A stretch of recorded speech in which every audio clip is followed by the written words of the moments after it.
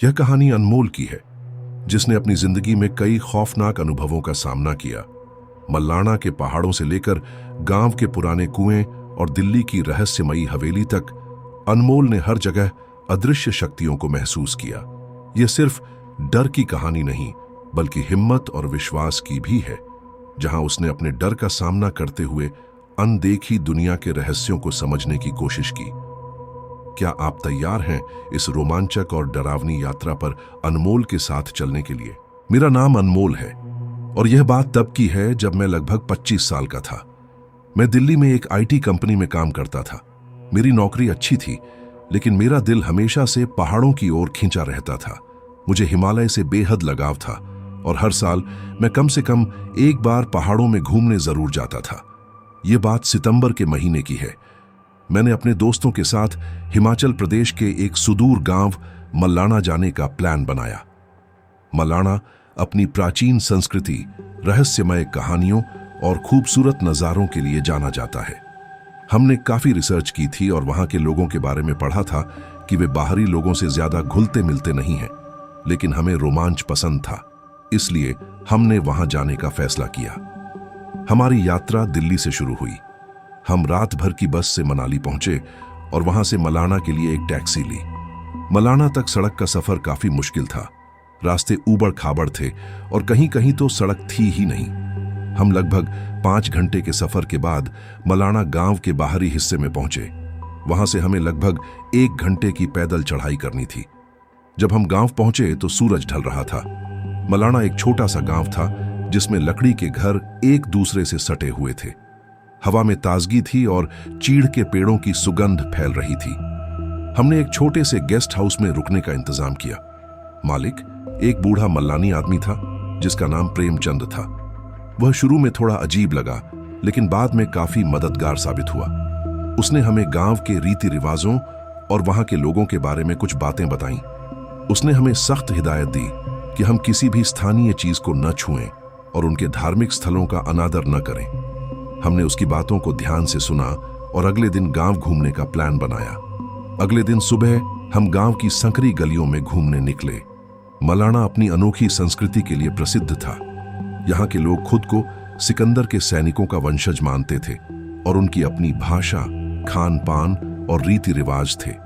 गांव में एक प्राचीन मंदिर भी था जिसे जमलू अरश्य का मंदिर कहा जाता था। हमें मंदिर के अंदर जाने की अनुमति नहीं थी, लेकिन हमने बाहर से ही उसके दर्शन किए।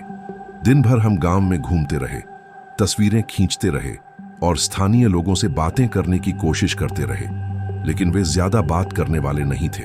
रात काफी हो चुकी थी। हम अपने अपने कमरों में सोने चले गए। मेरा कमरा गेस्ट हाउस की सबसे ऊपरी मंजिल पर था, जिससे मल्लाना घाटी का खूबसूरत नजारा दिखाई देता था।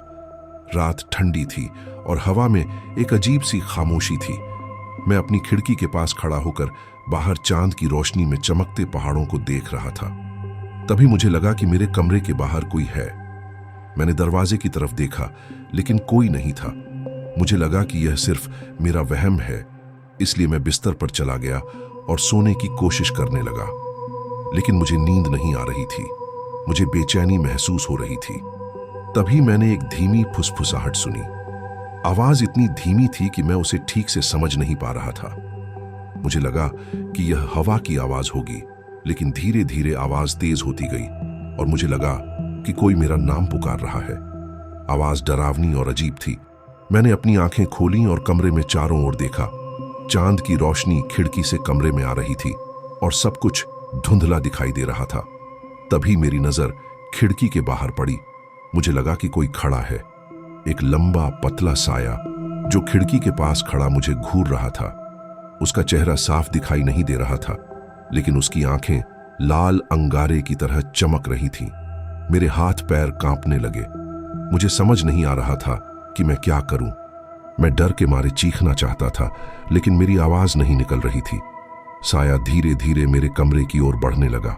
मुझे लगा कि वह मेरे बिस्तर की ओर आ रहा है। मेरा दिल जोर जोर से धड़क रहा था। मैं अपनी आंखें बंद कर ली और प्रार्थना करने लगा कि यह सब सिर्फ एक बुरा सपना हो। लेकिन जब मैंने अपनी आंखें खोलीं तो साया मेरे बिस्तर के ठीक सामने खड़ा था। उसकी लाल आंखें मुझे घूर रही थीं। मुझे लगा कि मैं अपनी जान बचाने के लिए भागने वाला हूं। मैंने अपनी पूरी हिम्मत जुटाई और एक जोरदार चीख मारी।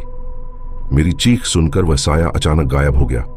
मैं पसीने से तरबतर था और मेरा पूरा शरीर कांप रहा था। मेरे दोस्त मेरी चीख सुनकर दौड़ते हुए मेरे कमरे में आ गए। उन्होंने मुझे डरा हुआ देखा और मुझसे पूछा कि क्या हुआ। मैंने उन्हें बताया कि मैंने क्या देखा, लेकिन वे मेरी बात पर विश्वास नहीं कर रहे थे। उन्होंने कहा कि यह सिर्फ मेरा वहम होगा या मैंने कोई बुरा सपना देखा होगा, लेकिन मैं जानता था कि यह कोई सपना नहीं था। वह साया असली था। मुझे लगा कि यह मेरी जिंदगी का सबसे डरावना अनुभव था। अगले दिन सुबह हम सब बहुत थके हुए थे। मैंने अपनी रात की घटना अपने दोस्तों को दोबारा बताई, लेकिन वे अभी भी मेरी बात पर विश्वास नहीं कर रहे थे। उन्होंने कहा कि मलाणा में ऊंचाई पर होने के कारण नींद की कमी और थकावट से ऐसा हो सकता है। प्रेमचंद जी ने भी हमें समझाया कि पहाड़ों में ऐसी बातें आम हैं और हमें ज्यादा सोचने की जरूरत नहीं है। हालांकि मैं उनकी बातों से सहमत नहीं था। मैं जानता था कि मैंने जो देखा था वह असली था। मुझे लगा कि मुझे मलाणा से जितनी जल्दी हो सके निकल जाना चाहिए। मैंने अपने दोस्तों से कहा कि हम आज ही वापस चलें। वे पहले तो थोड़ा हिचकिचाए, लेकिन मेरी हालत देखकर वे मान गए। हमने प्रेमचंद जी को धन्यवाद कहा और मलाणा से वापस दिल्ली के लिए निकल पड़े। हालांकि मलाणा की सुंदरता मुझे हमेशा याद रहेगी, लेकिन उससे भी ज्यादा मुझे वह साया याद रहेगा जिसने मेरी रात की नींद हराम कर दी थी। वह मेरे लिए एक अनजानी परछाई थी जिसका रहस्य मैं कभी नहीं सुलझा पाया। मलाणा की घटना के बाद मैं कुछ समय तक परेशान रहा। मुझे हर रात उस लाल आंखों वाले साए का सपना आता था। मैं डर के मारे रात भर जागता रहता था। मेरे दोस्त मुझे समझाते रहे कि यह सिर्फ मेरा वहम है, लेकिन मैं जानता था कि यह उससे कहीं ज्यादा था। मैंने अपनी नौकरी से छुट्टी ले ली और कुछ दिनों के लिए अपने पैतृक गांव चला गया। मेरा गांव शहर से दूर एक शांत जगह पर था, जहां मैं बचपन में अपनी दादी के साथ रहता था। मुझे लगा कि गांव का शांत माहौल और ताजी हवा मुझे बेहतर महसूस कराएगी।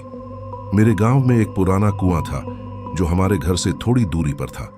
बचपन में हम बच्चे उस कुएं के पास खेलने जाते थे, लेकिन हमारी दादी हमें हमेशा उससे दूर रहने को कहती थी। वह कहती थीं कि उस कुएं में कोई बुरी आत्मा रहती है। हम बच्चे उनकी बातों पर ज्यादा ध्यान नहीं देते थे, लेकिन अब जब मैं बड़ा हो गया था और मैंने मलाणा में उस साए को देखा था, तो मुझे दादी की बातें याद आने लगी थीं।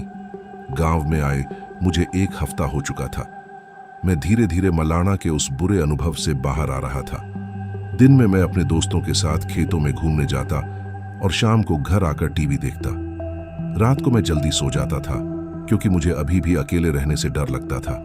एक दिन मैं अपनी दादी से मिला। वह अब काफी बूढ़ी हो चुकी थीं, लेकिन उनकी याददाश्त अभी भी तेज थी। मैंने उन्हें मलाणा की घटना के बारे में बताया, लेकिन उन्होंने मेरी बात पर विश्वास नहीं किया। उन्होंने कहा कि यह सब पहाड़ों की हवा का असर है और मुझे ज्यादा सोचने की जरूरत नहीं है। लेकिन उन्होंने मुझे उस पुराने कुएं के बारे में कुछ और बातें बताईं। उन्होंने बताया कि सदियों पहले उस कुएं में एक लड़की ने आत्महत्या कर ली थी और उसकी आत्मा वहीं भटकती रहती है। उन्होंने मुझे सख्त हिदायत दी कि मैं रात को कभी उस कुएं के पास न जाऊं। रात हो चुकी थी। मैं अपने कमरे में सोने की कोशिश कर रहा था, लेकिन मुझे नींद नहीं आ रही थी। मुझे मलाणा की घटना याद आ रही थी। मैं अपनी आंखें बंद कर रहा था, लेकिन मुझे उस साए की लाल आंखें दिखाई दे रही थीं। मुझे बेचैनी महसूस हो रही थी। मैं उठा और खिड़की के पास चला गया। बाहर चांद की रोशनी फैली हुई थी और सब कुछ शांत था। तभी मुझे एक अजीब सी आवाज सुनाई दी। आवाज कुएं की दिशा से आ रही थी। मुझे लगा कि कोई रो रहा है। आवाज धीमी थी, लेकिन मुझे साफ सुनाई दे रही थी। मुझे लगा कि यह सिर्फ मेरा वहम है, लेकिन आवाज धीरे धीरे तेज होती गई और मुझे लगा कि कोई दर्द से कराह रहा है। मेरा दिल जोर जोर से धड़कने लगा। मुझे लगा कि यह वही आवाज है जिसके बारे में दादी ने बताया था। मैं डर के मारे कांपने लगा। मैंने अपनी आंखें बंद कर ली और प्रार्थना करने लगा कि यह सब सिर्फ एक बुरा सपना हो, लेकिन आवाज और तेज होती गई। मुझे लगा कि कोई मेरे कमरे की ओर आ रहा है। मैंने अपनी आंखें खोलीं और कमरे में चारों ओर देखा।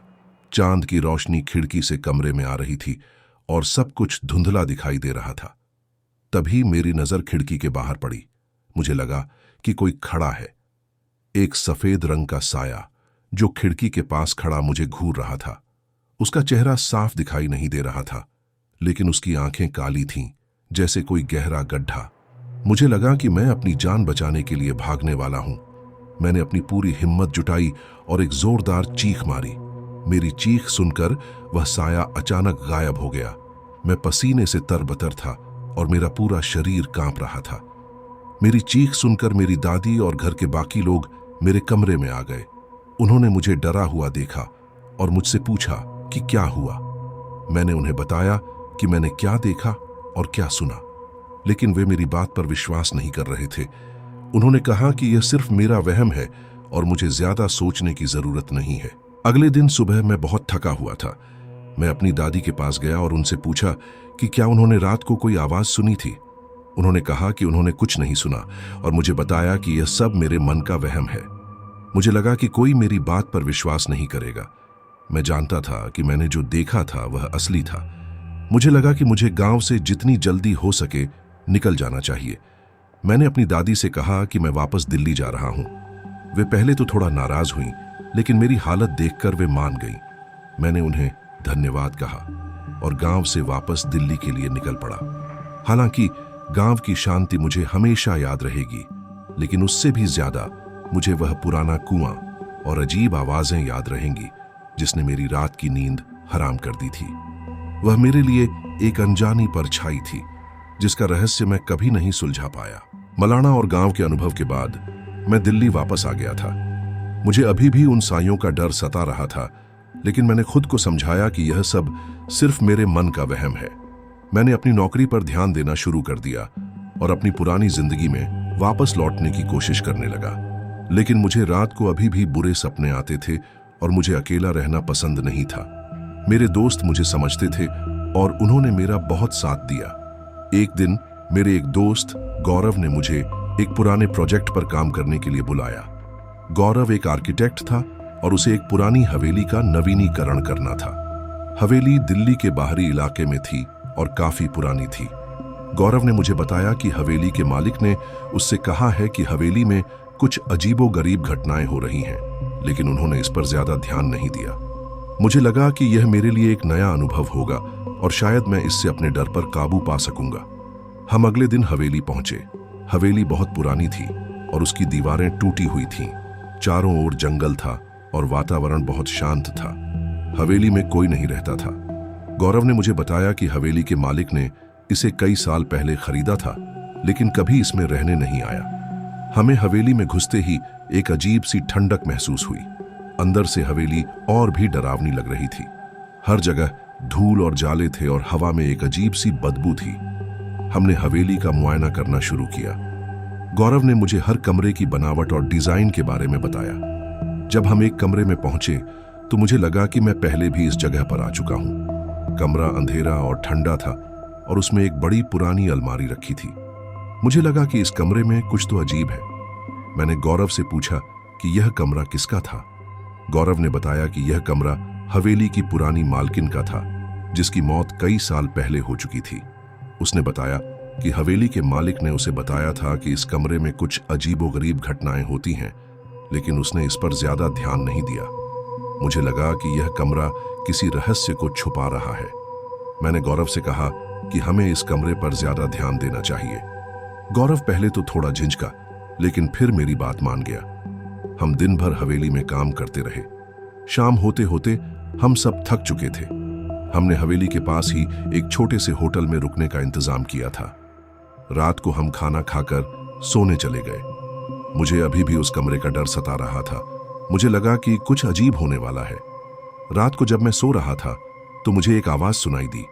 आवाज हवेली की दिशा से आ रही थी। मुझे लगा कि कोई रो रहा है। आवाज धीमी थी, लेकिन मुझे साफ सुनाई दे रही थी। मुझे लगा कि यह सिर्फ मेरा वहम है, लेकिन आवाज धीरे धीरे तेज होती गई और मुझे लगा कि कोई दर्द से कराह रहा है। मेरा दिल जोर जोर से धड़कने लगा। मुझे लगा कि यह वही आवाज है जिसके बारे में हवेली के मालिक ने बताया था। मैं डर के मारे कांपने लगा। मैंने अपनी आंखें बंद कर लीं और प्रार्थना करने लगा कि यह सब सिर्फ एक बुरा सपना हो। लेकिन आवाज और तेज होती गई। मुझे लगा कि कोई मेरे कमरे की ओर आ रहा है। मैंने अपनी आंखें खोलीं और कमरे में चारों ओर देखा। चांद की रोशनी खिड़की से कमरे में आ रही थी और सब कुछ धुंधला दिखाई दे रहा था। तभी मेरी नजर खिड़की के बाहर पड़ी। मुझे लगा कि कोई खड़ा है। एक सफेद साड़ी में एक औरत जो खिड़की के पास खड़ी मुझे घूर रही थी। उसका चेहरा साफ दिखाई नहीं दे रहा था, लेकिन उसकी आंखें लाल थीं। मुझे लगा कि मैं अपनी जान बचाने के लिए भागने वाला हूं। मैंने अपनी पूरी हिम्मत जुटाई और एक जोरदार चीख मारी। मेरी चीख सुनकर वह औरत अचानक गायब हो गई। मैं पसीने से तरबतर था और मेरा पूरा शरीर कांप रहा था।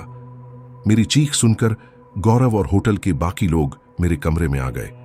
उन्होंने मुझे डरा हुआ देखा और मुझसे पूछा कि क्या हुआ। मैंने उन्हें बताया कि मैंने क्या देखा और क्या सुना, लेकिन वे मेरी बात पर विश्वास नहीं कर रहे थे। उन्होंने कहा कि यह सिर्फ मेरा वहम है और मुझे ज्यादा सोचने की जरूरत नहीं है। अगले दिन सुबह मैं बहुत थका हुआ था। मैं गौरव के पास गया और उससे कहा कि हमें हवेली में किसी और को काम पर लगाना चाहिए। गौरव पहले तो थोड़ा झिनका, लेकिन मेरी हालत देखकर वह मान गया। हमने हवेली के मालिक को फोन किया और उसे हवेली में हुई घटनाओं के बारे में बताया। हवेली के मालिक ने हमें धन्यवाद कहा और बताया कि वह जल्द ही किसी और को काम पर लगाएगा। हमने अपना सामान पैक किया और हवेली से वापस दिल्ली के लिए निकल पड़े।